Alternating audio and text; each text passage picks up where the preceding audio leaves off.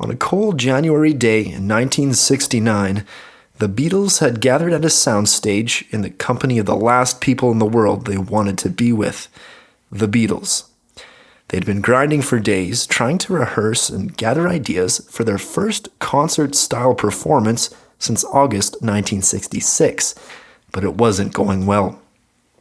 Paul McCartney was the only member with any sense of urgency, and his patience had worn thin. He made an outburst after having enough of the lack of progress, and finally gave an ultimatum to the rest of the three members, the guys he had shared this band with since 1962. About this concert, Paul said in frustration, quote, "There's only two choices. We're going to do it or we're not going to do it, and I want a decision, because I'm not interested in spending my fucking days farting around here while everyone makes up their mind whether they want to do it or not." Paul waited, but he got no response as the other Beatles just stared back. It was far from the worst moment the Beatles would go through in those days, but it spoke volumes of where the band had ended up. The Beatles would eventually pull through and do the concert, their infamous rooftop concert on January 30th, 1969, but it would be their last triumph together as a group. By the spring of 1970, Paul McCartney had officially quit the band and told the press he had no plans to work with a band again.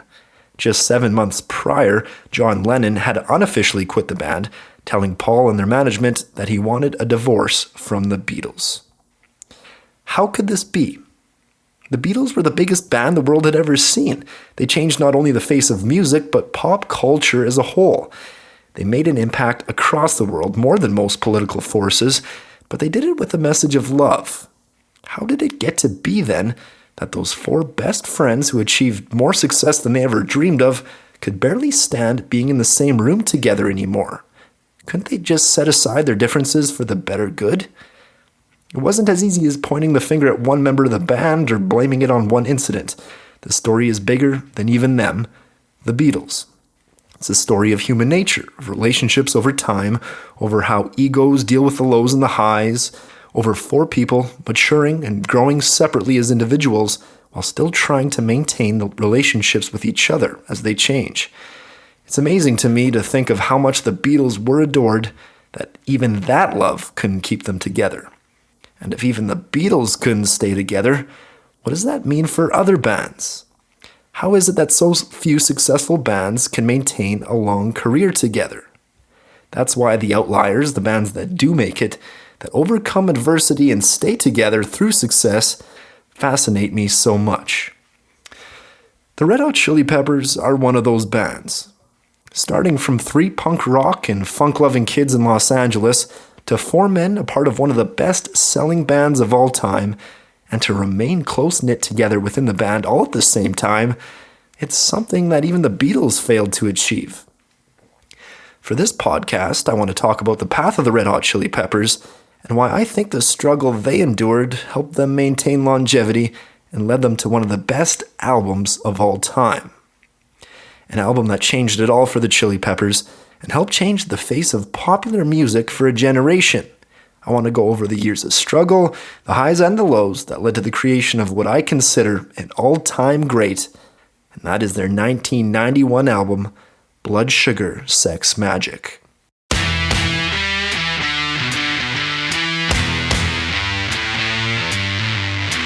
The stories behind some of the most famous albums in music history. It's Beyond the Beat with Jared Lennon.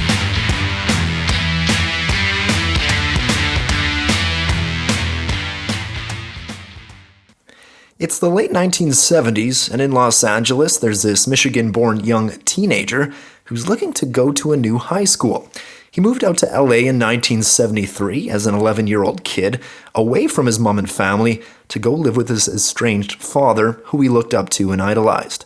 His dad was a struggling actor at the time and would make ends meet by selling drugs. In fact, he would sell to a lot of the famous actors and musicians around the LA scene at the time. His nickname was even the Lord of the Sunset Strip.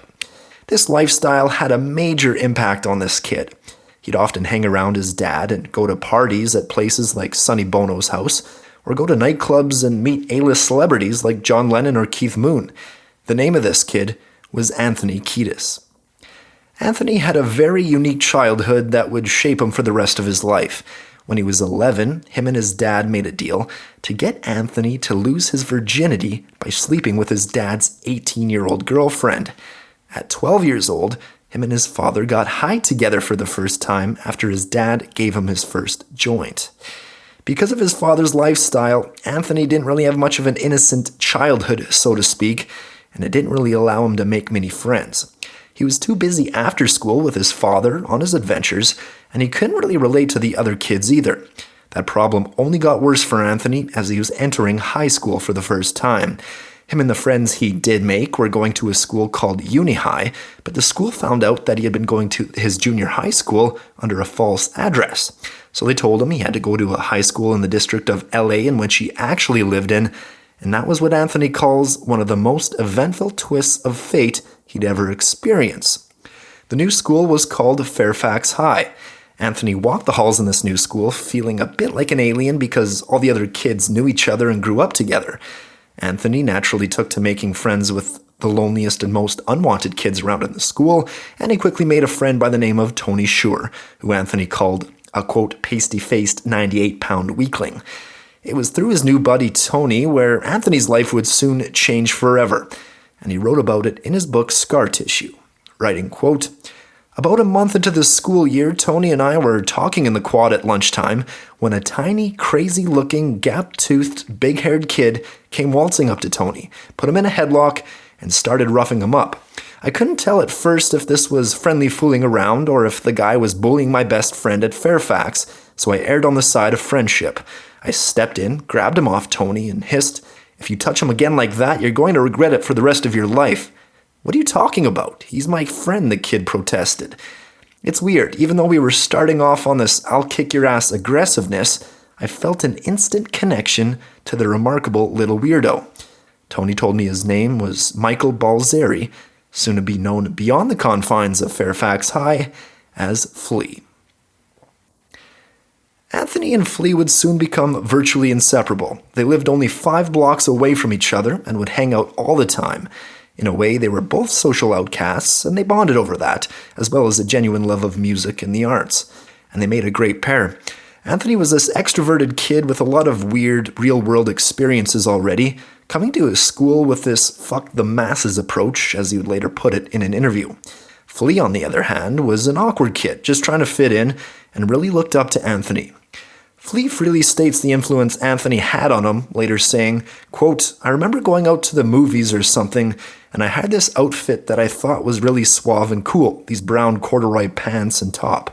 And I said to Anthony, 'Hey man, like my new shirt?' And he said, 'That's okay, but anybody could wear that. The thing is to wear something else that no one could wear and be totally different.'" I think that attitude really wore off on Flea, and I think that attitude could really sum up what would become the Red Hot Chili Peppers as a whole. Anthony and Flea would later really embrace that mission statement, the thing is to do something else and be totally different, and I think that's what makes them great. About the early days of their friendship, Flea has also said, quote, "From the first day we met, it was intense. We were wild, and we were young, and getting into trouble. And we were doing crazy things all the time, and not always trying to cause trouble, but always trying to make something strange happen." By the way, Flea gave himself the nickname Flea in his mid-teens when he was hanging out with Anthony and a couple other buddies one time. They were all talking about how they shouldn't refer to each other by their real names. He came up with Flea because he thought it summed up his jumpy, wiry, and wacky personality, which I'd say probably still holds true to this day, as anyone would say who's been to a Chili Peppers show recently. Flea was born in Australia on October 16th, 1962, actually just 16 days before Anthony was born. His family moved to New York when he was 7, but his parents soon got a divorce. His mom remarried a jazz musician, and they moved out to Los Angeles in 1973, where his stepdad would host all-day jam sessions at their house, probably giving Flea a great insight into jazz music. Unlike most kids his age, Flea did not really care for rock music. He wasn't listening to Kiss or Aerosmith at the time. His heroes were influenced by his stepdad, Miles Davis, Dizzy Gillespie, and John Coltrane. I mean, how many kids are exposed to that kind of music when they're young, and especially taking a liking to it? It had to set him up for a different perspective on music as he grew older. Flea's first instrument was not the bass guitar, it was actually the jazz trumpet, not too surprising considering his stepfather's love of jazz. He started playing the trumpet when he was 9, but in high school, Flea started veering away from the world of jazz and became entrenched in rock music after becoming good friends with a Jewish kid, originally from Israel, by the name of Hillel Slovak. Hillel, just like Flea, moved to the United States when he was a young kid. His parents first relocated to Queens, New York, and then Los Angeles in 1967. He received his first guitar when he was 13 as a bar mitzvah present and got heavy into rock music. Led Zeppelin, Jimi Hendrix, but especially Kiss. Hillel and Flea first met each other in elementary school where they were in the same grade together. Hillel eventually got Flea hooked on all these bands that he liked, which Flea, coming from the world of jazz, hadn't discovered yet. Flea and Hillel really loved each other from the get-go. In an interview with Mojo magazine, Flea said, quote, "I always looked up to Hillel. When I first started playing rock music, he was my mentor, because I didn't know anything. I only listened to jazz. Hillel had a real sense of cool, coolest hair, coolest clothes, a rock star arrogance, which I loved." By the time the boys entered Fairfax High School in 1977, Hillel had been practicing guitar for a few years and wanted to start a band. He had formed a strong bond with 3 other guys over their mutual love of Kiss, and so they got together, practiced their favorite cover songs, and named themselves Chain Reaction. They played shows in the auditorium of Fairfax High, but soon changed their name to Anthem. The drummer in what was now called Anthem was another one of Hillel's elementary school friends by the name of Jack Irons. Jack was also good pals with Flea, as all 3 of them grew up together, but by this time, Flea only played the jazz trumpet. He didn't really fit in. Until an opening came up on the bass guitar. The original bass player quit soon after Anthem started up, so Hillel's first thought as replacement went to one of his best friends, his musically gifted jazz buddy Flea. So what if he didn't play bass? Surely Hillel could teach him, right? And that's exactly what Hillel went on to do. Because drummer Jack already knew him, he was on board with it. And just like that, we got 3 of the 4 original Chili Peppers in this band called Anthem together. Flea, Hillel, and Jack, all still in high school, but still playing more a hard rock, classic rock type of music that was popular during this era of the late 70s. It's pretty crazy to me just how by coincidence like that, the world of rock music got one of the most influential bass players of all time. What if Anthem's original bass player didn't quit? What if Flea stayed on the jazz trumpet and never touched a bass guitar? So by now, Anthem, along with their new bass player Flea, were playing pretty regularly at Fairfax High, and one of their biggest fans, by no surprise, was Flea's new best friend, the guy he almost got in a fight with when they first met, Anthony Kiedis. Anthony would cheer Flea on and go to every show they played, and so it was just a matter of time before Anthony was introduced to the rest of Anthem's band members, and that was how Anthony would meet another one of the closest friends he'd ever have, and that was Anthem's guitarist, Hillel Slovak. In his book, Scar Tissue, Anthony writes, quote, "Within a few minutes of hanging out with Hillel, I sensed that he was absolutely different from most of the people I'd spent time with. I usually felt like the leader in most relationships with kids my age because of all the crazy experiences that I'd had as a kid. But I immediately knew that Hillel was at least my equal, and in fact, knew a lot of things I didn't. He understood a lot about music, and he was a great visual artist, and he had a sense of self and a calm about him that was just riveting." Anthony continued to write about him in the book, writing about the first time he went over to Hillel's house, writing, quote, "We had a meaningful heart-to-heart chat. By the time I left his house, I was thinking, well, that's my new best friend for life right there." Anthony, Flea, and Hillel soon became best friends. They were a trio together, and they had plenty of common. Broken families, love of music, drug experimentation, and mischief. They got in a lot of trouble together, actually, from jumping off multi-story apartments into pools to stealing pot from Anthony's dad. They formed a strong bond that probably got them through a lot of the tough times that would come ahead as bandmates in the Red Hot Chili Peppers, especially for Anthony and Flea. At this point now, Hillel, Anthony, and Flea are now into the 11th grade, and Hillel and Flea are gaining some traction with their band Anthem. They had a set of shows booked at different high schools that year, and of course, Anthony would be at every one. It was right before they took the stage at one of their early shows where Anthony got the idea to introduce the band before they went on. He got the idea from his dad, who had been introducing his friends' bands with comic, ironic, Vegas-type speeches. He asked Hillel if he could do it, and Hillel agreed. Anthony remembered his very first stage appearance and wrote about it in his book Scar Tissue, even remembering one of the characters he used, Cal Worthington, who would become famous in LA for his tacky late-night used car ads. His intro went something along the lines of, quote, "Ladies and gentlemen, Cal Worthington calls them the hottest rockers in LA. Their parents call them crazy, and the girls call them all the time. But I call them like I see them, and I call them Anthem." Anthony got his first taste of stage time, and his charisma was perfect for it. He did a great job and was soon the regular hype man for Anthem, getting the crowd fired up before the band went on stage. Remember, this was the late 70s, so that classic hype man you see in rap and hip-hop groups probably had not been invented yet. Maybe Anthony was like a Flavor Flav before there even was a Flavor Flav. And that's how Anthony got started on stage. Anthem would go on to play high school shows in a few small clubs around LA until after the boys graduated high school, with Anthony filling in as MC for most of the shows. Anthem would soon change their name to What Is This?, and they started developing a cult following. Flea was actually emerging as the star of the band, which was odd as a bass player. He was coming into his own, developing that classic style of bass that we've grown to know over the years. That's unique to Flea. I imagine he probably wasn't as technically sound as he is today, but nevertheless, he practiced a ton, and his playing even then got a lot of attention. The climax of What Is This shows were even starting to be a Flea bass solo. It was also around this time, the early 80s, where punk rock was becoming more mainstream, and in the LA scene there was no bigger punk rock band than Fear. Fear had just made national headlines by playing their infamous show on Saturday Night Live in 1981. They were well respected and well established, and Flea loved them. Anthony, Hillel, and Flea got pretty heavy into punk rock and started seeing bands like The Germs, Black Flag, as well as Fear around LA on the regular.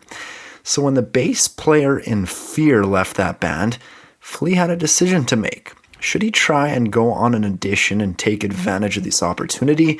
And if he gets it, should he ditch this band he's been building up with some of his best friends over the last few years? Flea eventually decided that the opportunity was just too good to pass up.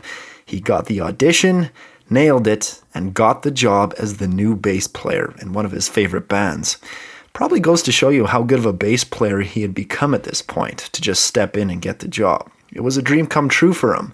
To get into an already well-established band that you love, what's better than that? But what was good for Flea wasn't necessarily good for his now old band, What Is This? Hillel didn't take the news very well. Remember, this was the guy who taught Flea the bass in the first place. Without Hillel, there was no bass playing Flea. Hillel was pissed. But after a few months, Hillel forgave him, and Flea had now entered into this weird world of punk rock mini-stardom. Flea always looked back at this time in his life in a positive way, and in an interview years later, you could hear why him, Hillel, and Anthony were so drawn to punk rock, and why they transferred that sensibility to the Chili Peppers, saying, quote, "It was so fucking exciting, and it was so much energy and so much vibrancy, and a feeling of this urgency that you wanted to do this thing, and not because you wanted to get a record deal, or not because you wanted to succeed commercially or anything like that, but to be a part in this really cool thing that felt great to be a part of." And that heartfelt passion and that feeling in music is really exciting. It's not just music, and it's not just making records, but it's sort of this whole social scene and this whole sense of community. It looked like Flea's bass playing career was taking off in punk rock by early 1983, but it was another genre that had Anthony enamored at the time. Anthony had become a huge fan of this new genre of music he had heard coming out of the New York scene, hip-hop. There was this hit song in 1982 called The Message by Grandmaster Flash and the Furious Five. Got a ton of radio play, and it didn't really fit into any established genre, but people were loving it. Anthony was one of those people and went out to see Grandmaster Flash when he performed in LA. Anthony came out of that show in awe and inspired. In hip-hop, the whole idea of the lead singer needing to have a set of pipes on them, like a Freddie Mercury or a Marvin Gaye, went out the window. A song like The Message started to get Anthony thinking.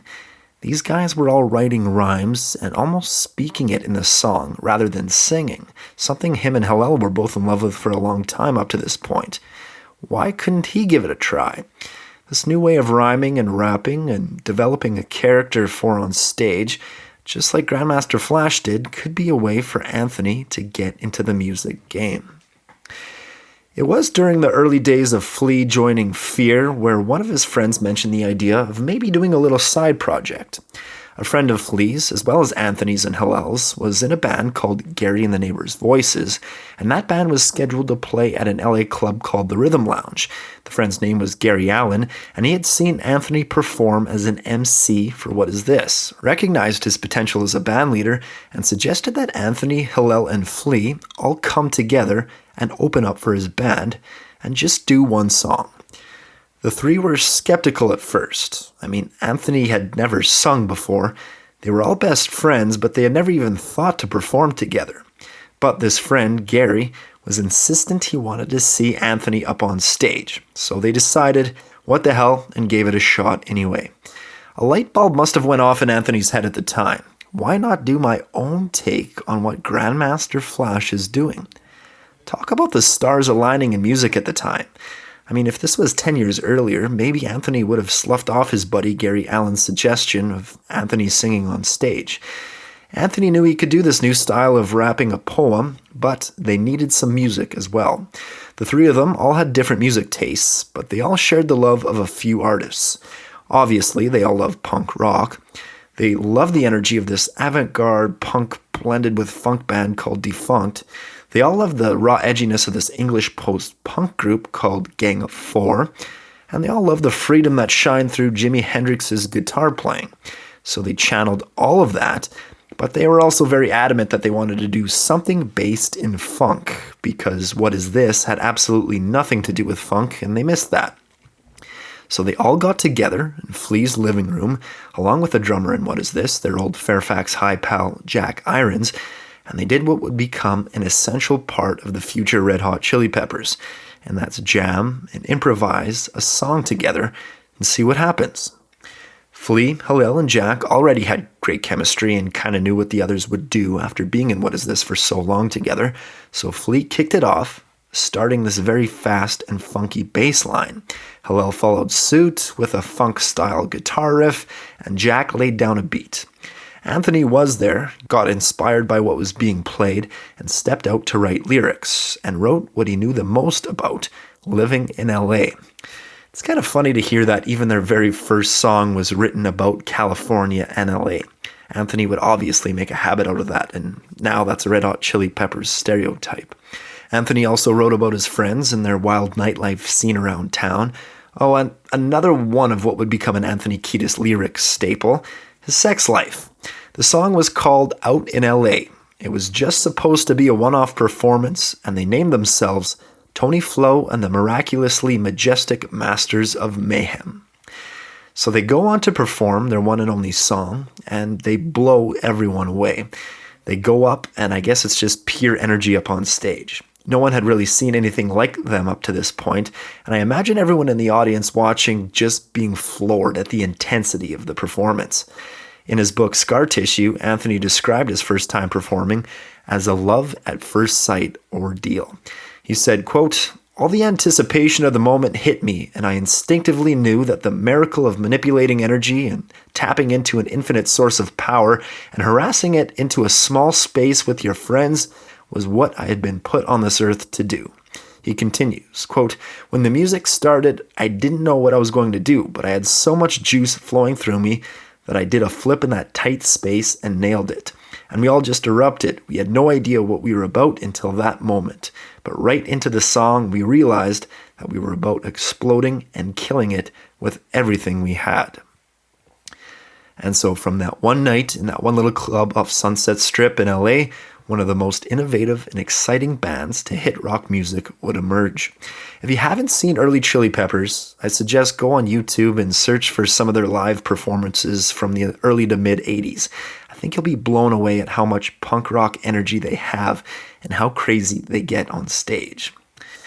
The owner of that bar that night was so impressed with their first performance that he asked them to come back the next week, but to have another song to play. So they did the same thing, got in a room together and jammed. This time to an intricate bass line Flea had been working on for a while, combining picking and slapping in a complicated funk groove while the others followed suit. This style would become the Chili Peppers sound, especially in the early days. This new song was called Get Up and Jump, and they came back to the Rhythm Lounge the following week, exceeded the expectations they now had, and killed it again. Now, the Rhythm Lounge owner was really impressed and booked them on for more shows. The band was now having way too much fun with what they all thought was going to be this quick little one-off side project, and so they decided to keep it going, but call it something different. Now, from the research I did, the origin of the name Red Hot Chili Peppers seems a little hazy. Hillel, Flea, and another friend of the band's all claim they came up with the name. In the book, An Oral Visual History of the Red Hot Chili Peppers, their friend Keith Tree Berry says it definitely came from him, saying, quote, "No matter what they'll tell you, no matter how my good friends respin it, I will always take credit for the name. I'm pretty darn sure of that, short of reinventing a time machine." Regardless of where it came from, Anthony wrote in Scar Tissue that it derives from a classic old-school Americana blues or jazz name, and I think that summarizes a lot of the aspects of that band. Fiery, weird, and unique. I remember when I first heard the Red Hot Chili Peppers as a kid, I remember how much it stood out for me and how weird and different I thought that name was. So they now had a name, and it was now looking like they were becoming more of a legitimate band. They started playing pretty frequently around LA, and they were getting a good reputation for their live show.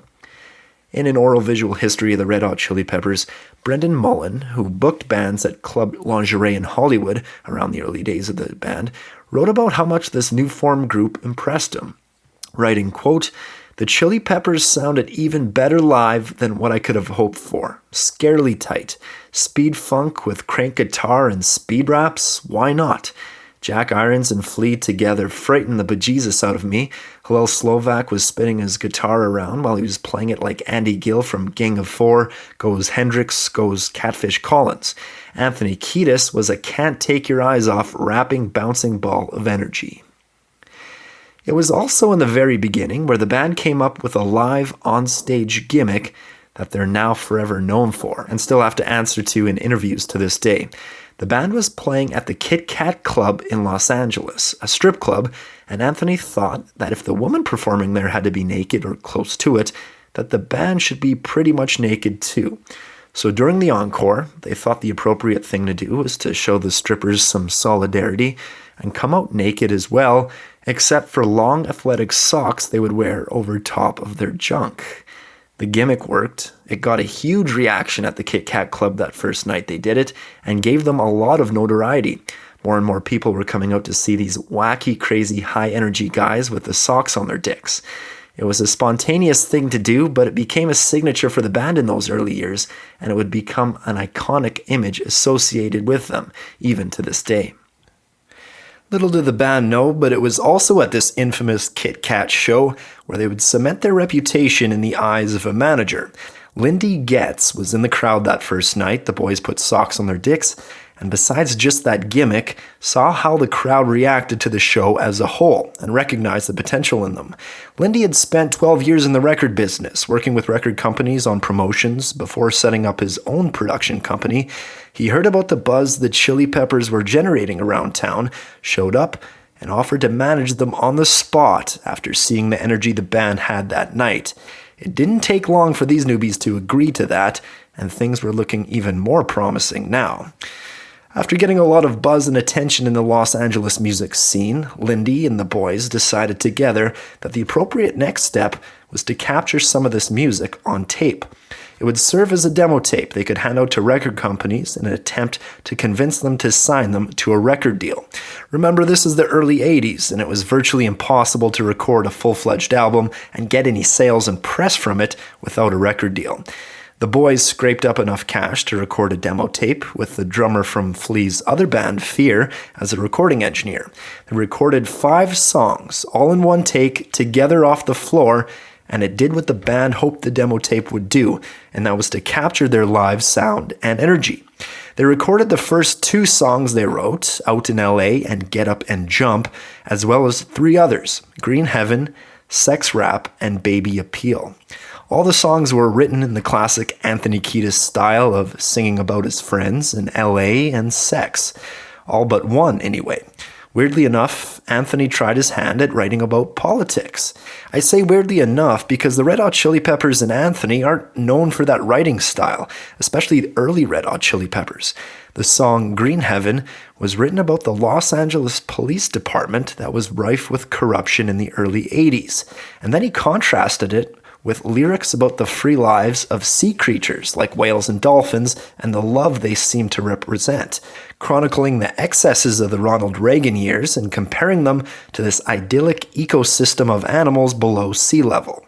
It would be the first go for Anthony and his lyrics on a socio-political level, and really the last for a number of years, but it represented what he was really thinking of and sort of foreshadowed the direction his lyrics would start to take during the Blood Sugar Sex Magik years and after.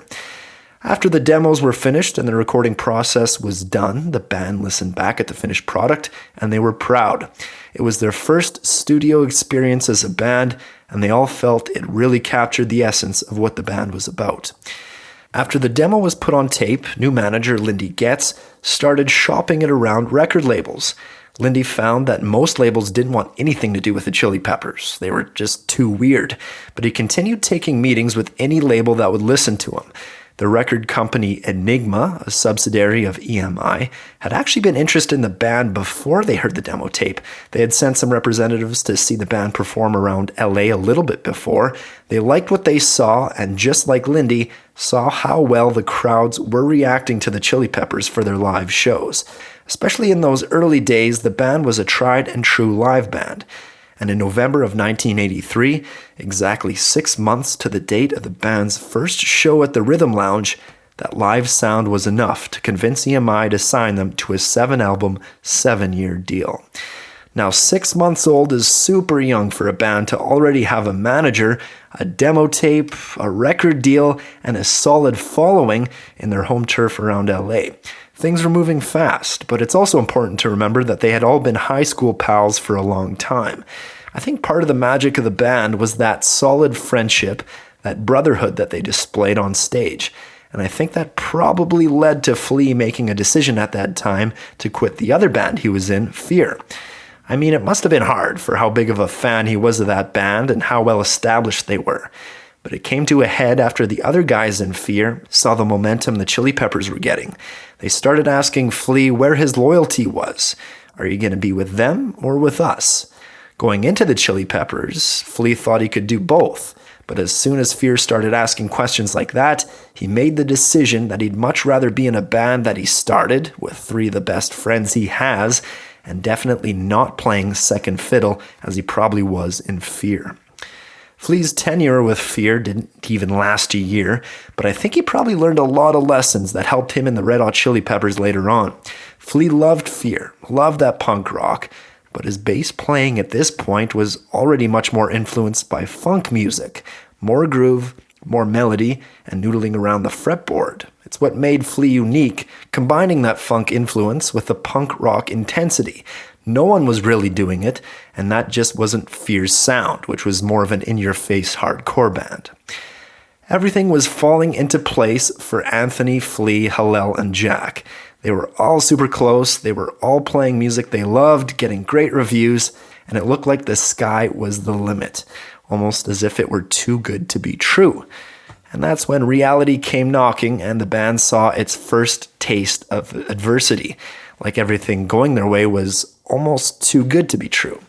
It was as the Chili Peppers signed this new record deal that Hillel and Jack dropped a bombshell on Anthony and Flea.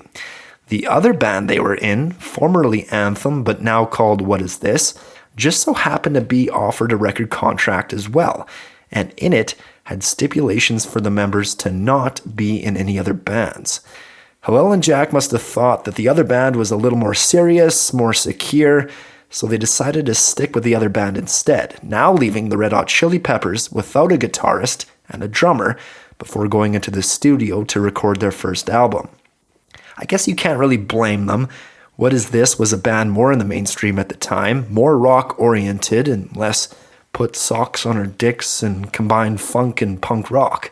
Who would have thought that a band like the Chili Peppers had any longevity in them at all?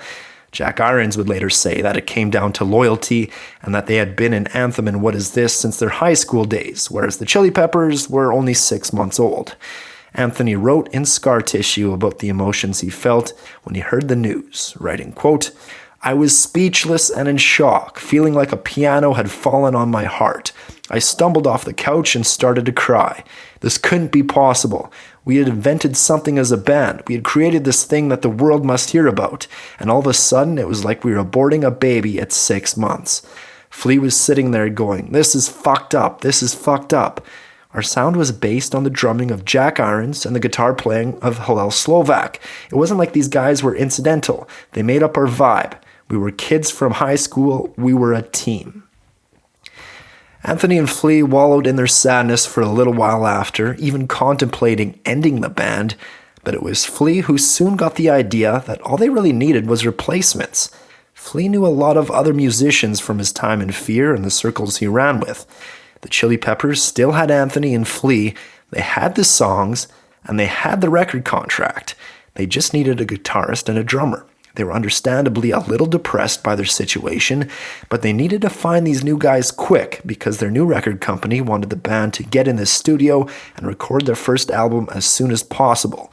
Get it done while they're new and hot. The record label gave them 2 months to recruit and regroup. In that time, Anthony and Flea put the word out that they were in need of a guitarist and drummer. The first hire was a drummer by the name of Cliff Martinez, coming from a band called The Weirdos. Him and Flea met in the music scene and had become friends. Flea even offered him the gig without an audition. For guitar, the band auditioned more than a dozen guys to fill Hillel's former role, and they eventually settled on someone coming from the new wave music scene of the late 70s and early 80s, and that was a guy by the name of Jack Sherman. Anthony, Flea, and especially the record label were very excited to have a full-fledged band now, but it was quickly pretty obvious that at least Sherman wasn't a good fit. The Chili Peppers were known as a wild, high-energy, crazy live band, and Anthony and Flea wanted to capture that on the record, but their new guitarist, Jack Sherman, had a different idea on musical direction, and it didn't quite fit the loose punk rock energy that Hillel brought to the table. Anthony would later say that Hillel would know if he had a good night if there was blood on his guitar, while here was this other guy spraying lubricating mist on his fretboard. To give those new guys a break, they weren't really coming into an ideal situation themselves. Hillel and Jack fit into a brotherhood with Anthony and Flea that was 7 years in the making, stemming back from their high school days at Fairfax. You don't just recapture that energy by way of auditions for 2 months. The band's mission statement at that time was to be complete and utter perpetrators of hardcore, bone-crunching mayhem, sex things from heaven. The new guys, Cliff and Jack, had that explained to them early on, and I think that's when they both kind of knew that it was going to be a tough road ahead. Now that the new guys were in the band, though, it was time to get ready to make a record. The new Red Hot Chili Peppers lineup played a few shows in an attempt to get some chemistry going before they hit the studio, and they also set out to get a producer for the album. It seemed like a perfect fit going in. Anthony and Flea were huge fans of this band called Gang of Four.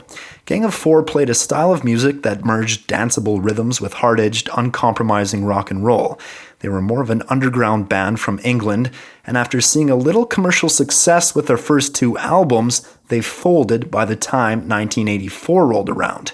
Andy Gill was the guitarist in that band and was now looking for work, and it just so happened that a young up-and-coming band had just been signed to the same label Gang of Four was on, and were now looking for a producer.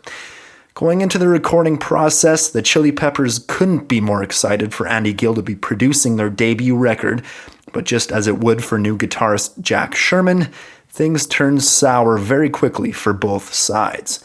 The Chili Peppers looked up to Gill so much and considered the first 2 Gang of Four records he helped make as some of the all-time great rock records, but Gill was veering away from that style. He was now into what was a state-of-the-art sound at the time, drum machines and slick pop and rhythm sounds, even going so far as to dismiss those first two Gang of Four records he had. He didn't really mesh with the Chili Peppers' spontaneity and high energy, and the sound they were going for with their first record, something to capture the anarchy and urgency they had in their live show. Gil would later say in an interview, quote, "They at that point in time were doing their own kind of funky semi-rapped stuff, and they also had these very fast, short punk rock songs. At that time, there were a lot of other bands doing that super fast music, all over in 2 minutes. I thought that was not interesting." Another factor that led to tensions between the band and Gil was the fact that the Chili Peppers were pretty much studio novices. Flea would later say that they had no clue what they were doing in a big fancy recording studio making a big fancy record. And they went in it not really knowing what the role of a producer was either, and were taken aback when Gil tried inserting his input into their creative process. Also, Gil had seen the Chili Peppers live and wanted them to focus more on their slower and funkier songs, like Green Heaven and True Men Don't Kill Coyotes, rather than the thrashy songs like Police Helicopter. It confused the Chili Peppers because at their shows, the crowd seemed to respond better the faster they played. To be fair to Gil, the Chili Peppers weren't really treating him all that great either, especially Anthony and Flea. They would insult him on the regular and take advantage of his mild-mannered demeanor. Anthony and Flea would sometimes lean over the recording console with their faces pressed right up against Gil's and scream insults at him. But Gil would just stay calm and focus on the work. It was a struggle from the get-go, and it also wasn't just the producer that wasn't meshing with Anthony and Flea. New guitarist Jack Sherman started siding with Gil on most of the arguments they would have in terms of ideas for their sound. It would drive Anthony and Flea insane, who were really on an all-out war over the sound of this album against their producer. Sherman also didn't like punk music, and punk bands like the Germs and Black Flag were gods to Anthony and Flea at the time. Plus, as technically sound as Sherman was on guitar, he had none of the experimental and psychedelic raw spirit Hillel had in his guitar playing. All in all, it was a tough go for the Red Hot Chili Peppers and the recording of their debut album, and the sales reflected that. Flea would later say that instead of ending up with a record that was hard-edged funk or namby-pamby pop funk, they ended up with a record in between. The record didn't reflect what made the Red Hot Chili Peppers great at that time, and that was their live energy. Anthony had all these lyrics about sex and living around LA. Flea had all these crazy unique bass lines, but it just didn't gel with their more traditional new members and producer. Anthony and Flea wanted a raw, heavy punk-funk album, but they were so young, naive, and new at this whole band experience and recording in the studio that they didn't know how to properly achieve it and mesh with these new characters in that experience. The record was self-titled The Red Hot Chili Peppers and sold about 75,000 copies by the end of 1984, deeming it a failure from the eyes of the record company. It's crazy to think because nowadays, if a record sold that much, it would be huge. Flea later said in an interview with Rolling Stone, quote, "If we'd had that original lineup on the first record, I think we would have been a lot more popular a lot sooner. We would have gotten the real thing, hardcore, down on record. We were so explosive at that time, and it's not an explosive record." Despite the poor record sales, the band's reputation of their live shows was still very positive, and the Chili Peppers started noticing more people out at their shows to promote the album.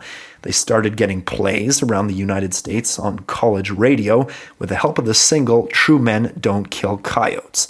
And the fact that they kept relentlessly touring across America in their van and put on such a great and unique live show, they still got lots of local press in every area they went, just not quite MTV national type press yet.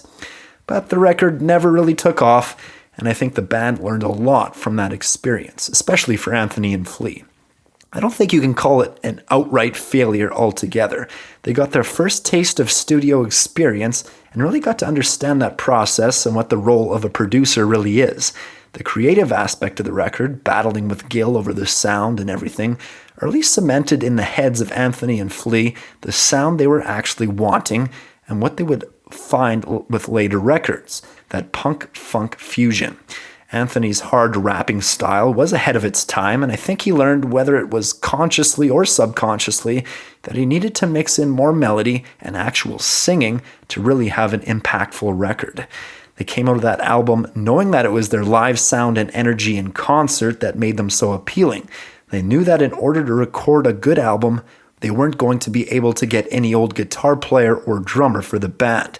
They needed like-minded people who not only had a lot of talent, but who shared the same energy and attitude.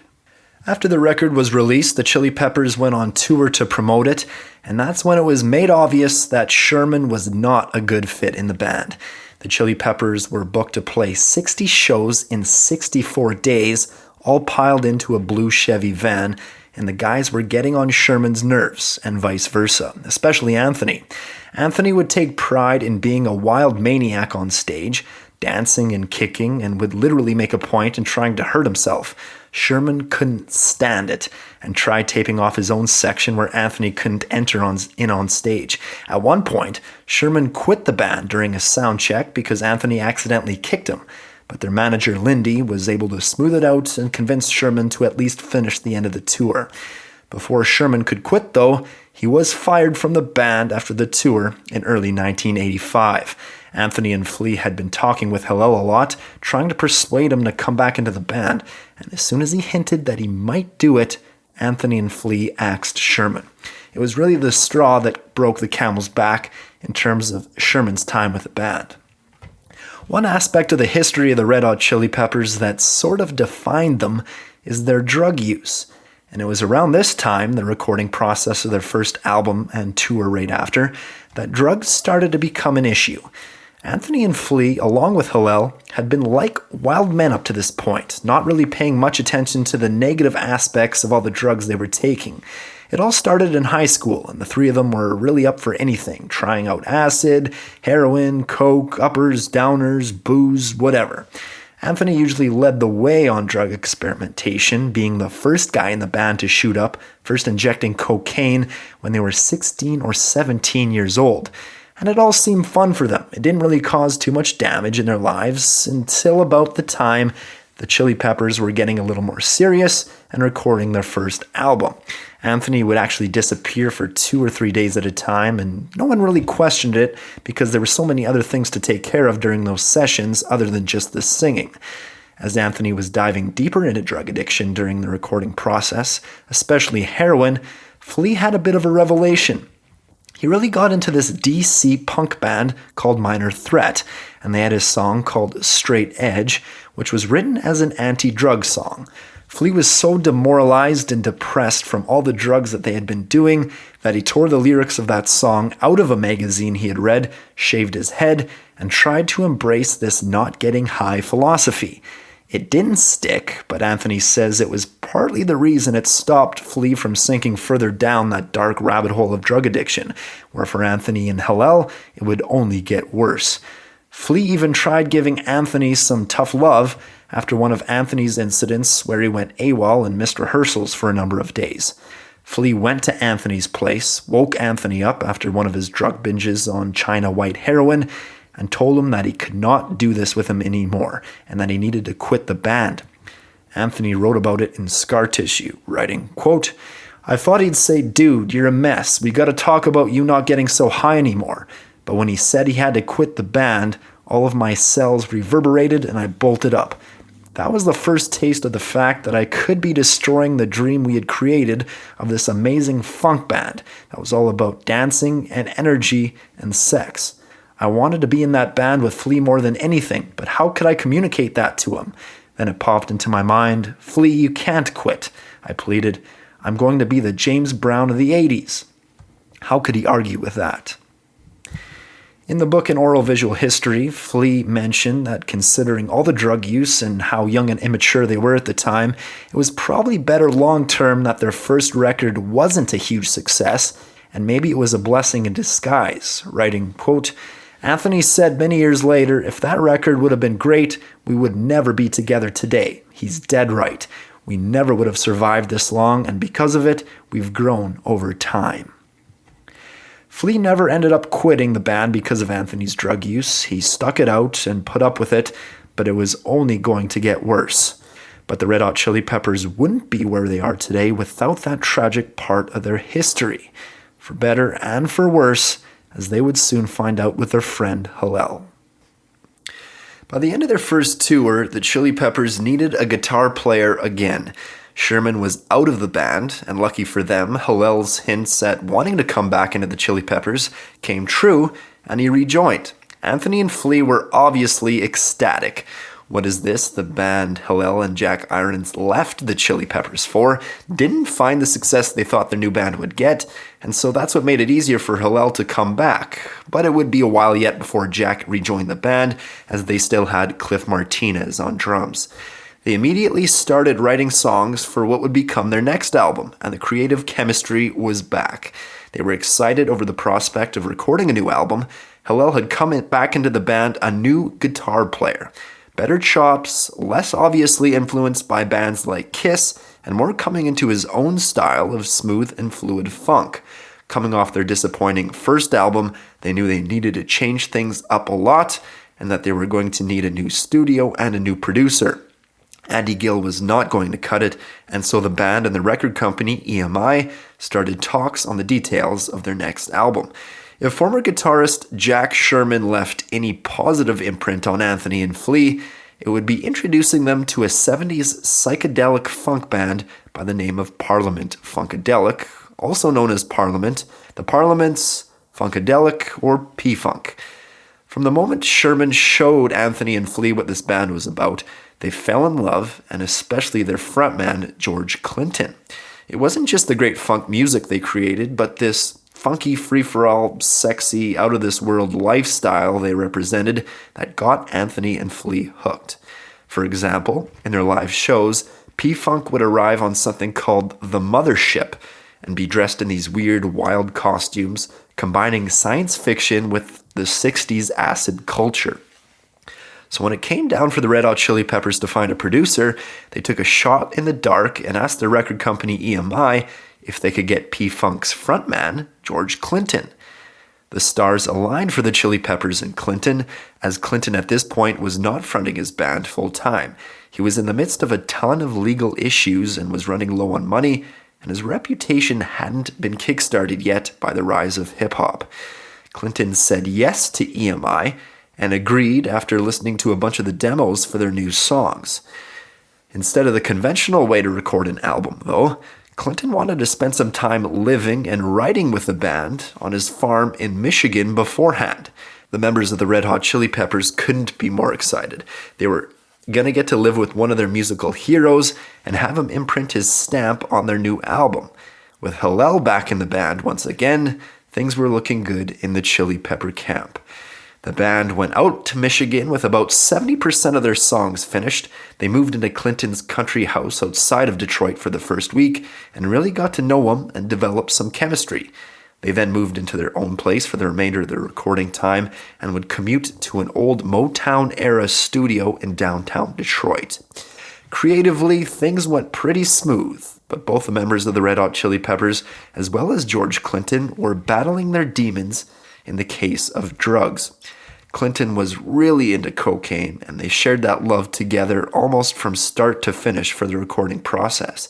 Anthony was actually getting heavier into heroin beforehand, but quit cold turkey to record the album. He was working with one of his musical heroes in Clinton and didn't want the recording process to become derailed from his addiction to heroin. Instead, Anthony replaced heroin with cocaine after his heroin withdrawals and dope sickness got too bad, something Anthony experienced for the first time. There was so much cocaine going around for the sessions that it was pretty hard not to take part. There's one story during the recording where Clinton's cocaine dealer, a Middle Eastern guy by the name of Louis, was coming by regularly but wasn't getting paid. Clinton ran into some hard times financially by the mid-'80s, maybe part of the reason he agreed to take on this producing job of 4 unknown white funk-playing kids from Los Angeles. At one point, this Louis character came by the studio with a couple of henchmen to ensure the cocaine payments that he had been owed would come through. Anthony wrote about it in his book Scar Tissue, writing, quote, George never blinked an eye because he had a plan. He knew Louis was fascinated by the music business, so he intuited that making Louis a part of the whole process would ensure a steady flow of coke. Finally, George promised Louis that he could make his vocal debut on the album. I was thinking, okay, I trust George. I know that everything's happening for a reason here, but I'll be damned if I'm going to let this motherfucker on my record. This shit is sacred. George told me, don't worry, everyone will be happy. He'll be on the record and you will not mind. George was right. At the very beginning of Yertle the Turtle, you hear a weird out-of-context voice come in and say, look at that turtle go, bro. And then the song goes into a syncopated funk beat. That was Louis' debut, and that was what made him happy enough not to hurt somebody. The longer the session went on, the more regularly he would show up with a blow because he was wanting his 15 minutes in the damn spotlight. The whole recording process with George was a big drug binge. The Red Hot Chili Peppers were still young and hadn't really seen the dark side of drug addiction yet. Plus, it's hard to steer away when one of your heroes, George Clinton, is doing it alongside you the whole time. Even though the recording sessions went into the wee hours of the morning and it was a constant party scene, the band actually performed quite well under the circumstances and were proud of the work they accomplished. The Chili Peppers got along great with George and loved his relaxed style of producing that allowed them more to be themselves. Quite a bit different from the style of their first producer, Andy Gill, whose style was more towards getting a hit song. In an interview right after the album was done, Fleece said, quote, George was a fifth member of the band when we recorded the album, no doubt about it, but he didn't do anything we wouldn't have done completely on our own. He made it easy for us to do a lot of things because he had access to the James Brown horn section and he understood us. But if we'd had our way, the first album would have sounded like this too. This album, later named Freaky Styley, is about the closest album the Chili Peppers ever got to straight funk. It had most of the same funky bass lines that was featured on the first album, but great funky riffs, scratchy rhythm guitar, and a horn section that has James Brown's name all over it. They decided to name it Freaky Styley after the phrase the band members made up at the time to describe anything cool. Freaky Styley was released in August of 1985, and surprisingly to the Chili Peppers, actually didn't do that much more better than their first album commercially. It just didn't have any commercial hits, and the lyrics and the heaviness of the songs were indication that commercial success wasn't necessarily top of mind for the Chili Peppers anyway. There were songs on Freaky Styley like Catholic Schoolgirls Rule that obviously weren't meant for mass public consumption. Anthony wrote the lyrics to it after one backstage experience on tour in New Orleans, where he hooked up with a Catholic schoolgirl only to find out she was only 14 years old. They made a music video for the song, but it only got played on Playboy TV because of a nude scene and a controversial scene with Anthony singing from a cross. Anthony writes in his book Scar Tissue that their record company, EMI, didn't help matters when it came to selling the record either. He said some execs had come out to Detroit to hear the record, and instead of saying they were going to be huge, they just said, well, we'll see what we can do with this. He says EMI at the time was more focused on finding the next band like Roxette, rather than having the awareness to take something different and original, recognize its worth, and introduce it to the world. Flea took a much humbler approach years later in 2003, writing in the liner notes for the remastered version of Freaky Styley, writing, quote, I know the music on this record was just way too obscure to ever be popular in a mainstream kind of way, but to me it really holds its own as a definitive and substantial musical statement. More than any other record we've made, it falls into the category of too funky for white radio, too punk rockin' for black. Of course, the songs were very far away from any pop format. I realized it is/was not just the racial segregation at radio that precluded it from being a popular record. By critics, though, Freaky Styley was received much better and a huge improvement to their self-titled debut album. Critics pointed to the more relaxed and at ease sounding record with better production than their self-titled debut, some saying it was pure funk and making no bones about it, playing with a lack of self-consciousness on their quirky songs, something they lacked on their first record. George Clinton really introduced them to how powerful background vocals could be and how they're arranged. He also gave Anthony more confidence in his singing voice for the songs he sang melodically, rather than just straight rapping. Songs like the Sly and the Family Stone cover of If You Want Me to Stay, as well as the Meters cover of Africa, where they changed the lyrics and named the song Hollywood. George would have a mic set up inside his own booth while Anthony would record in the other booth, and George would set Anthony at ease, singing along, sending up shout-outs, telling him he had it in the bag, and that he knew what Anthony was capable of. Most of the songs still featured Anthony's main singing of the time, rapping and screaming super fast and super loud, but it was those little flashes of his singing voice that showed what he was capable of and what he would start to do on later albums. After releasing the album in August of 1985, the Red Hot Chili Peppers had a bit of downtime, playing odd shows here and there around LA before it was time to go on tour again. It was these downtimes where the dark side of drug addiction would really make its appearance for Anthony and Hillel. It seemed to be more fun and relaxed while doing drugs with George Clinton in the studio, but when they got home, Anthony and Hillel would ramp up their heroin injection use. Anthony seemed to be doing a little bit better than Hillel, and in his book Scar Tissue, he wrote about the noticeable dark change he saw in his friend at around this time in their lives, writing, quote, "Both Hillel and I were strung out, but for the first time, I noticed that he wasn't doing so well. He seemed weak, and while I was able to bounce right back from a run, he didn't seem to have that Israeli fire stoking like he always had in the past. It had become evident that when we started our usual on-tour wrestling diversion, Hillel and I had teamed up. I was his manager, and he was set to wrestle Flea. Even though Flea was real solid, Hillel was bigger. He had massive tree-trunk legs like a tall pan. We had a 2-week build-up to this match, and when they wrestled in a hotel room one night, Flea destroyed him, and as long as it takes to grab somebody and hurl him to the ground and pin him mercilessly to his death, 10 seconds. I could tell that Hillel had no inner core of strength. He had been robbed by his addiction of the life force that allows you to at least defend yourself. It was a sad moment." Despite the drug troubles, the band set off on tour on what would be another grueling one. The band would later nickname this tour the Infinity Tour because it had so many dates and had a crazy travel schedule. They toured from October 1985 until March 1986, virtually nonstop, and even went across the pond for the first time to tour Europe. By the time the tour was done, they had gone back to LA to prepare for their next album, but Anthony had seemed to slip deeper into his drug addiction, and it was at the expense of the band. He was frequently late, lacked motivation for any creativity, and actually at one point fell asleep during a rehearsal. The band was trying to prepare for another album. They all knew that their album sales didn't reflect the full potential of the band. They were selling out 1,000-person capacity shows at certain points, and they knew they had to buckle down and record an album that did reflect the power of their live shows. But Anthony was in his own dark world of drugs and would go missing for days on end while the rest of the band was hard at work at the rehearsals. Hillel would at least show up and be able to contribute, even though his need for smack at the time was just as strong. Writing in his diary one night during this period, Hillel understood that he was going down a dark path with heroin and could see it firsthand with Anthony as well. Writing, quote, "Fuck drugs. Music is my destiny. I want to get into this album more than anything. It's my savior. I pray that Anthony returns to cosmic soulness and a new love and respect will happen."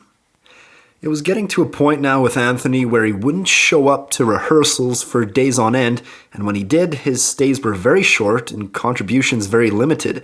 The band had actually recorded instrumental tracks for demos, and when it came time for Anthony to come in with lyrics and melodies, he would instead show up with lyrics for a song the band had cut a while before and shelved because it was mediocre. Anthony wrote about this time in his book Scar Tissue, writing, quote, "I was withering away mentally, spiritually, physically, creatively. Everything was fading out. Sometimes doing heroin was nice and dreamy and euphoric and carefree, almost romantic feeling. In reality, I was dying. I couldn't see that from being so deep in my own forest." It was so bad that the band finally came together and decided that they all had enough. They fired Anthony and kicked him out of the band. They told him that he needed treatment and some help and to focus on other things rather than the band. The truth was, in a weird way, Anthony was actually relieved. He now had zero responsibilities and could focus all his time on getting that next fix. Obviously, it went from worse to worse for Anthony at this time, and now he would spend all his time in seedy neighborhoods hustling for drugs and money. It was barely a week after Anthony had been out of the band when it was announced that the Chili Peppers were being nominated by the LA Weekly newspaper for LA Band of the Year. A few nights later, Anthony happened to be hustling drugs in the same area of town where the awards were being held, so he thought he'd stumble in and check it out. He got inside and watched the ceremony from a distance and saw his former bandmates sitting front row, and almost as soon as he entered, it was then announced that the Chili Peppers had actually won. They won LA Band of the Year, and the three other members jumped on stage, gave a speech, but didn't even mention Anthony's name once. No mention of the singer and best friend they had shared the last 3 years with, and it broke Anthony's heart. It was a bit of a revelation for Anthony that he did in fact need some help, and right after, while in a euphoric heroin high, he phoned his mom, who was living in Grand Rapids, Michigan, and told her that he was addicted to heroin and that he wanted to fly to Michigan to be checked into a rehab center. Anthony's mom bought him a plane ticket, and as soon as he landed, was checked into a Salvation Army rehab center. It was not easy for Anthony. He had to go cold turkey again, and this time he knew what he was in for. But entering a rehab for the first time, he got this new experience of being around similar drug addicts, all in there with the same goal of getting sober. He had mocked sobriety in the past, but being in these meetings every day with people who were just like him, hearing the messed up stories they would tell and their honest reflections on being sober, or at least attempting to be, really gave Anthony some optimism that he could do this too. He learned that alcoholism and drug addiction were bona fide illnesses, and that his crazy childhood running around with his dad and going to parties and selling drugs and living this wild lifestyle from the age of 11 had really set him up for failure when it came to quitting drugs. But he now had the psychological relief of discovering what's wrong with him and why he was trying to medicate himself since he was old enough to find medicine. Anthony stayed at the rehab center for 20 days. It was successful, and at the age of 24, for the first time since he was 11, he was totally clean and sober. It was during this time that the rest of the Chili Peppers figured out that they couldn't just replace a guy like Anthony as their frontman. He had so much charisma and was such a strong presence. They attempted to replace him, but it obviously didn't work. Anthony was as much a part of the Red Hot Chili Peppers as anybody, and that became evident to the rest of the guys. It wasn't long before Anthony was phoning Flea up from that Michigan rehab center just to check in on how his best friend was doing. Anthony was at peace with not being in the band and was just excited to tell Flea about his newfound sobriety and how much it had revitalized his life. It was during one of those calls that Flea finally gave in and asked Anthony if he'd be willing to play a few songs with the band again, just to see how it would feel. Anthony was surprised by it, but replied by saying there would be nothing that he'd rather do. Anthony flew back to LA, jammed with the band again, and was quickly back in the mix. I think that sums up the essence of the Red Hot Chili Peppers right there. The brotherhood that Anthony and Flea had and still have to this day, it has kept the band going through thick and thin and through those tough times. At that point, they had been best friends for almost a decade. They did everything together. They lived together. They had been the two constant presences in this band throughout the years up to this point, and I think Flea knew that there would be no Red Hot Chili Peppers without Anthony as the singer. And I think Flea, as well as the rest of the band, now respected Anthony a lot more because of the work he put in to get sober. Anthony came back to LA with a new outlook on life. He found sobriety and how positive a force it could be. Ultimately, he wouldn't stay sober for very long. Within 2 months of leaving that Michigan rehab center, he was shooting heroin and cocaine again, but it was different this time. He knew there was a way out of that madness if he wanted it and if he was willing to put the work in. As he said in his book Scar Tissue, it was a pivotal point in his life. He'd been given the tools, he just didn't want to use them yet. Before the end of the tour to promote the Freaky Styley album, the so-called Infinity Tour, drummer Cliff Martinez had realized that he had had enough of the crazy schedule and hard partying of the band, but he just didn't have the heart to actually quit on the guys. Anthony and Flea started to slowly sense that he didn't want to continue, and eventually let him go after the tour and fired him from the band. It went a lot smoother than Jack Sherman's firing, even though Cliff put up some resistance when receiving the news.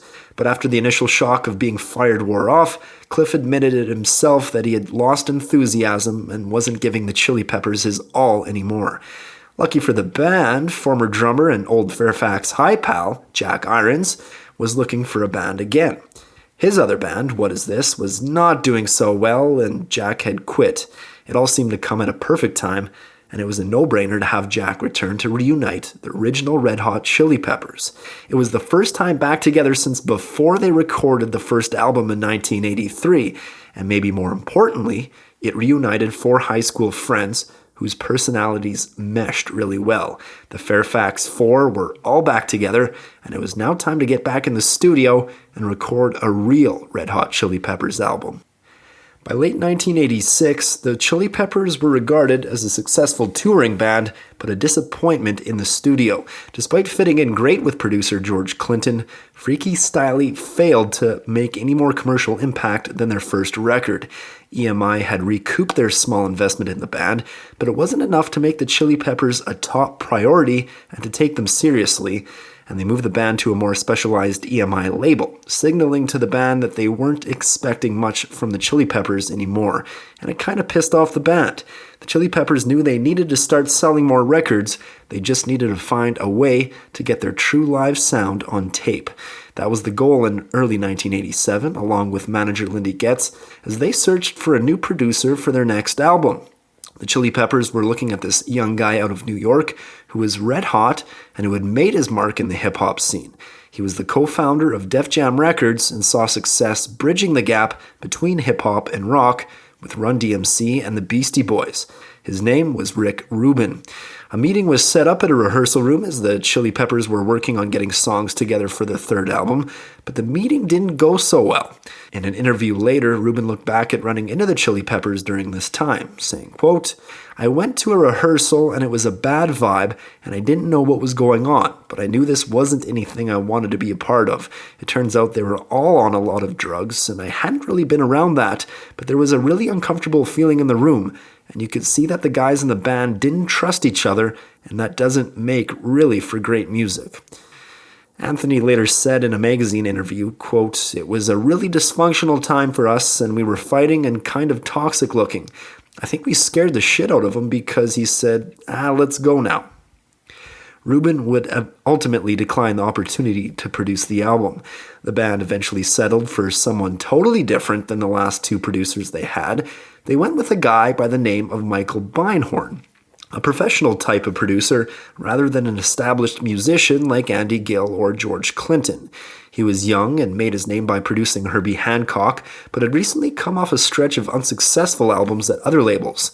EMI introduced Beinhorn to the Chili Peppers, and he convinced the band to go with him by pitching the Chili Peppers on wanting the same thing they wanted, someone to capture their live explosiveness on record. Beinhorn did his homework going into producing their next record, and he formulated a clear strategy that outlined exactly what the band, the album, and the label for that matter needed, and what the previous two albums failed to do, and that was capture the intensity and madness of their live shows. Beinhorn also picked apart the previous albums to isolate the mistakes they should avoid and the elements worth retaining. He thought the key problem with both of those albums was the inconsistency in the performances and the songwriting. And so he laid all of this out to the guys in the band, gave them a direction, and really let them do what they usually do before recording an album. Flesh the songs out in a rehearsal room by jamming and improvising, messing around, and seeing what comes out. What Beinhorn didn't realize early on with the band was just how serious drug addiction was affecting the band, coming from Anthony and Hillel, and how that would affect the recording process.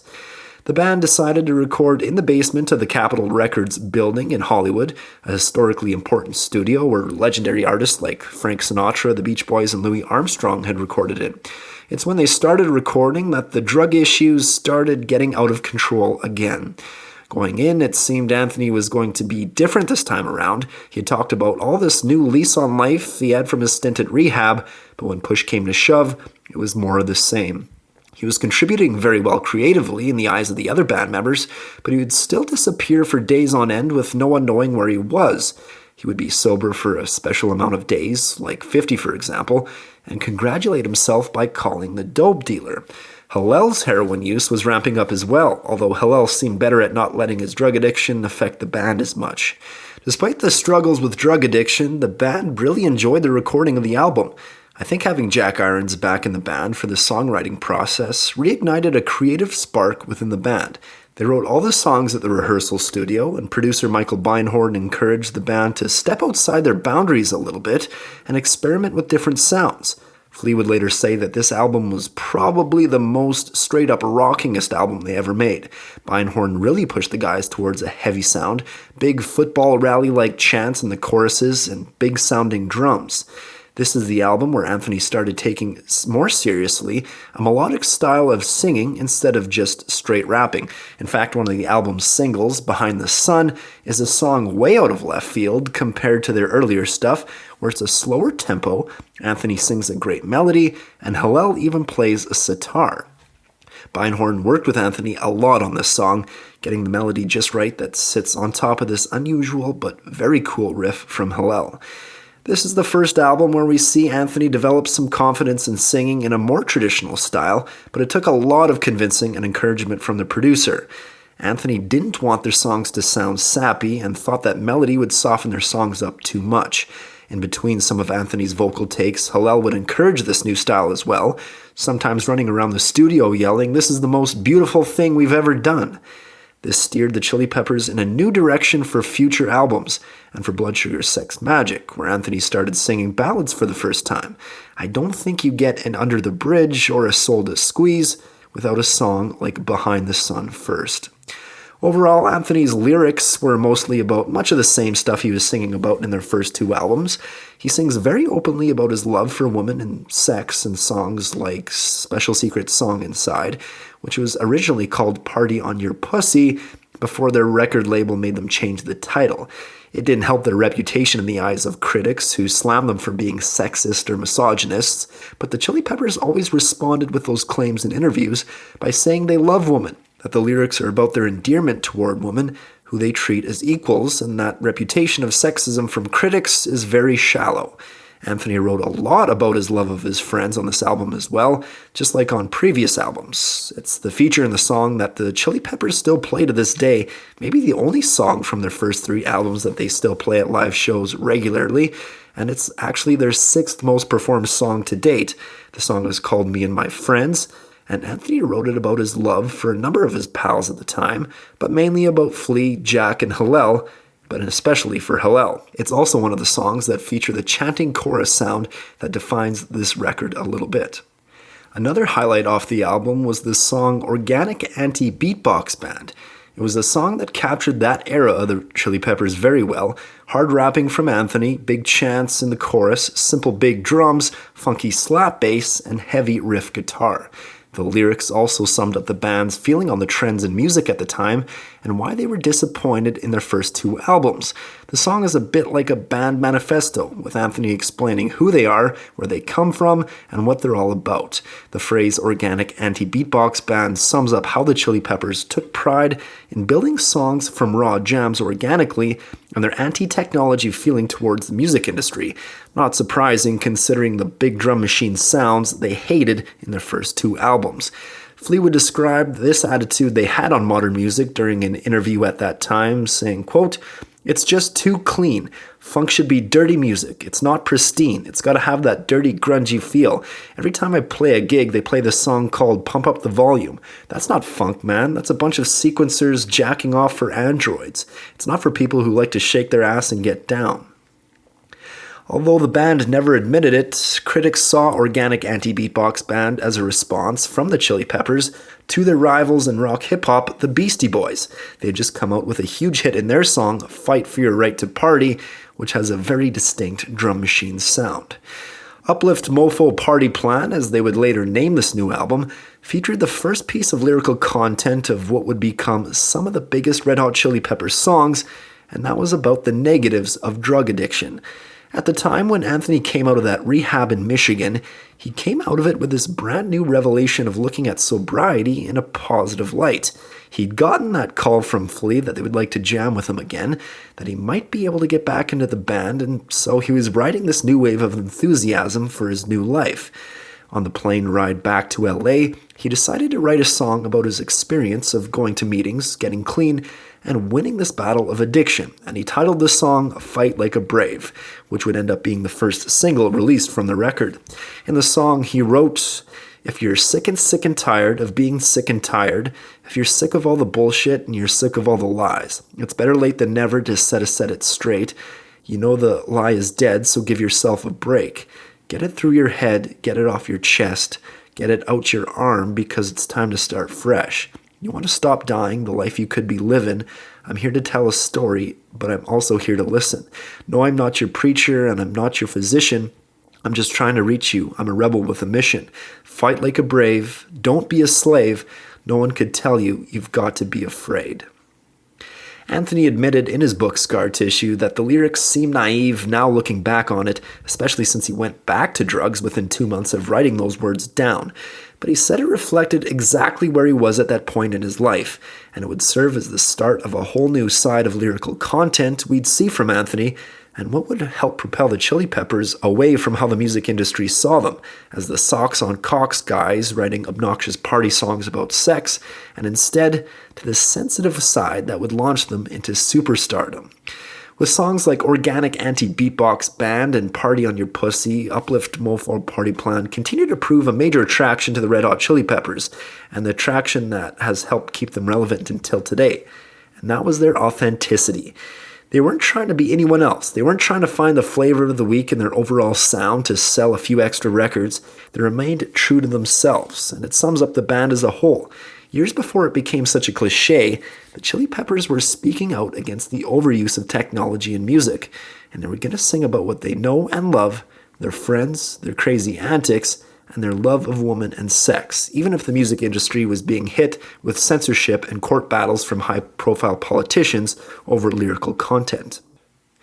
The album took a long 8 months to record, largely in part due to Anthony's drug use and his unreliability to show up, but also because Beinhorn was very picky, in particular on getting the right takes nailed down.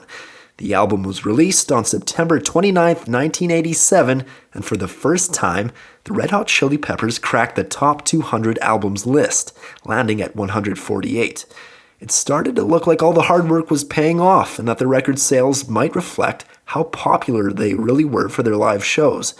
Despite the struggles with partying and drug addiction they had the last time they toured to promote an album, they planned another very extensive tour to promote Uplift, Mofo, Party Plan. It was successful off the hop, and the band started noticing more fans coming out to their shows. In an interview years later, Anthony looked back on the optimism they had during this period of the band's history, saying, quote, "I remember actually feeling a change taking place, not just in the amount of people showing up at the gigs, but the intensity of the fan base." I think the early stages of touring can be pretty easy for a band to overcome. A lot of excitement has got to come with it, especially for the Chili Peppers at this point, where they saw the release of their most successful album to date and the number of fans at their shows to prove it. But that early excitement couldn't hide the deep underpinnings of drug addiction for very long. Hillel actually wrote in his diary just a few days before the tour started about the optimism they had, but also frighteningly prophetic statements about his heroin addiction, writing, quote, "Been spending much time alone and for the most part enjoying it, except for fleeting feelings of self-dread and the sinking feeling that I've allowed myself to sink into a very scary and tricky place. These have been unusual days for me. Sometimes I feel tested. I do think of death often, not in a wishful way, just, I don't know, it would solve things, in brackets, cop-out. I feel in a way that my time in a way is limited. It's not a strong premonition, perhaps just idle, strange, twisted thoughts." Anthony and Hillel both agreed to quit heroin before the tour started. They had lengthy conversations about quitting drugs, and they both knew it was negatively affecting the band. Anthony and Hillel both agreed to help each other kick heroin for this tour, and it worked at the start. Anthony, who was taking it a bit better than Hillel, tried convincing Hillel that he needed to go to rehab or go to counseling, but Hillel resisted, saying that his addiction didn't need medical attention. He didn't want to admit he had a problem and that somebody could help him. The tour went on despite the ups and downs. They headed to Europe in the winter of 1988, and that's when it became real apparent that Hillel was not in good shape. In his book Scar Tissue, Anthony wrote about Hillel lasting only a few songs during their first show of that European leg in London, writing, quote, "We tried playing another song and Hillel stopped and mumbled to me, 'I can't do this,' and left the stage. I looked over at Flea and Jack and said, 'Do something,' and then I ran backstage where Hillel was slumped over, crying into his hands. 'Hillel, you can do this. Get your fucking guitar and come back.' 'No, I can't,' he moaned. 'Cancel it. It's over.'" They would finish the show without a guitarist, and by a couple days later, Hillel was fine again, but those incidents were starting to become more regular. Now it was Hillel who had started to miss rehearsals, and Hillel had even broken his and Anthony's mutual rule of not doing any smack before a show. He was messed up and barely could perform, and they fired him from the band, only to last a few days before they let him back in. It wasn't like Hillel wasn't aware of everything and trying to stop. Him and Anthony would have long talks during this time about their drug addiction.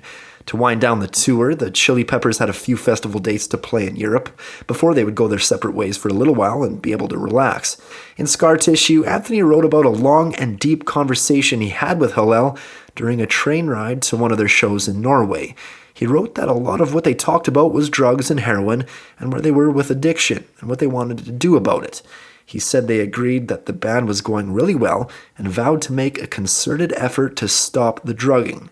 In his book, Anthony wrote, looking back on that memory and knowing how important Hillel was to him as a friend, writing, quote, "I always had a deep connection with Hillel. He had that capacity to allow people to go past the barriers of their comfort zone with how much they wanted to reveal to people.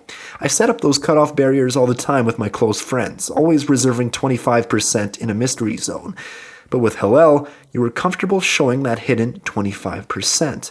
I bonded with him closer than I ever did to any other male. Maybe part of it was that we shared the sickness of drug addiction. You can't understand the experience of addiction unless you're an addict too.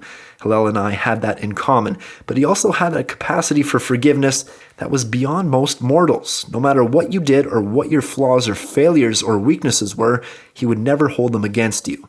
Unlike Flea, who had a real scrapping brother-type relationship with me, Hillel wasn't competitive.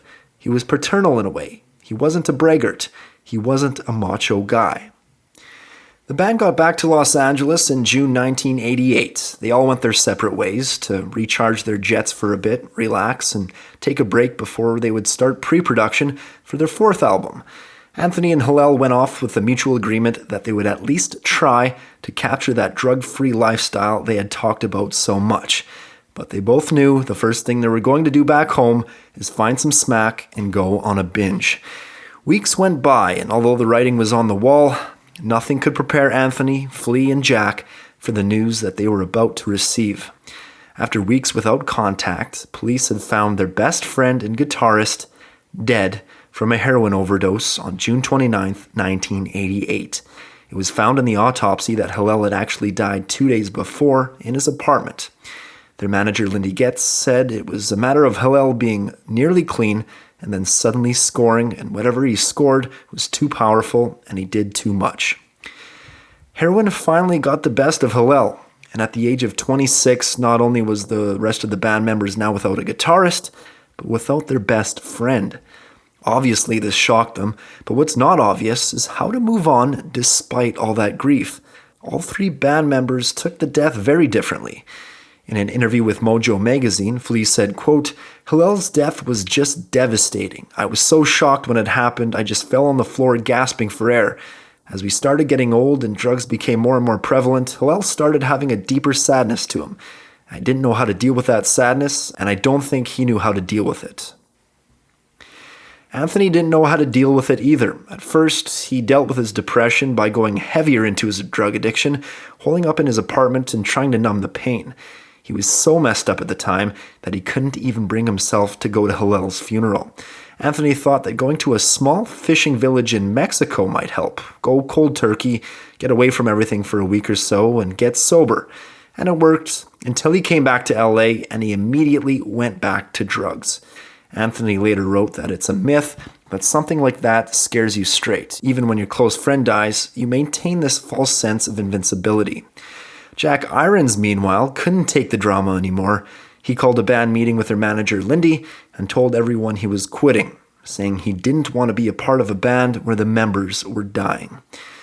And now, all of a sudden, it looked like it was over. The Red Hot Chili Peppers were now broken, and it seemed like all the momentum they had slowly built up was now gone to waste.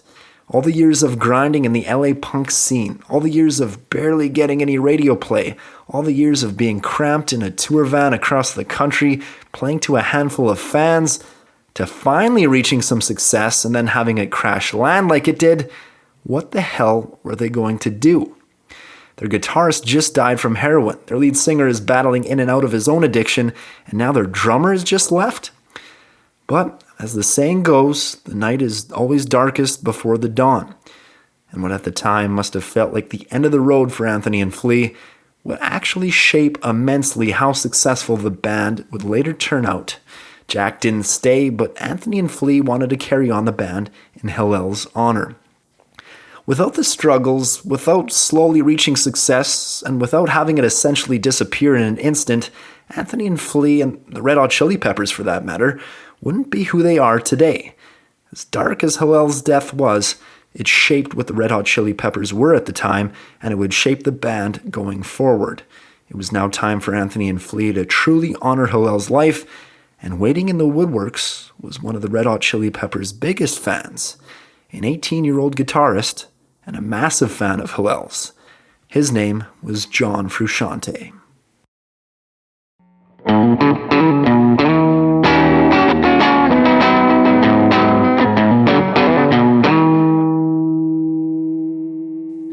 Hey guys, thanks for listening to part 1 of a 3-part series on the Red Hot Chili Peppers and the history behind their album Blood Sugar Sex Magik.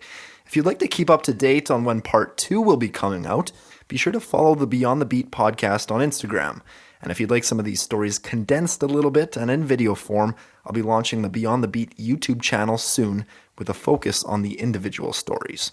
And hey, if you have any suggestions on any albums you'd like to hear the history behind, let me know on Instagram or comment on YouTube. Thanks again.